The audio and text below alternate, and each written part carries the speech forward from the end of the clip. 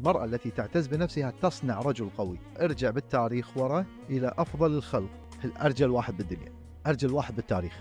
يا أخي راح لزوجته، زملوني. أنت من قراءتك للتاريخ الضعيف يستند على ضعيف؟ لا، ولكن الرجل هذا أرجل ما خلق الله لم يستند على الأرض بل على امرأة.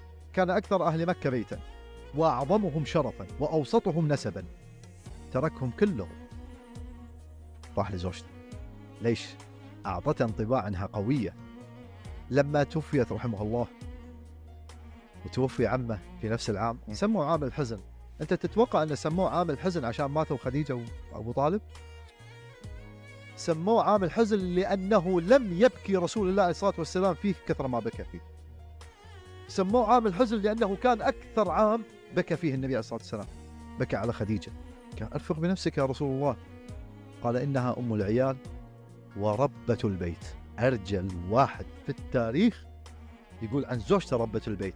ربة البيت قال ليش؟ لأن لمس فيها القوة والثبات وواستها بنفسها ومالها كل شيء.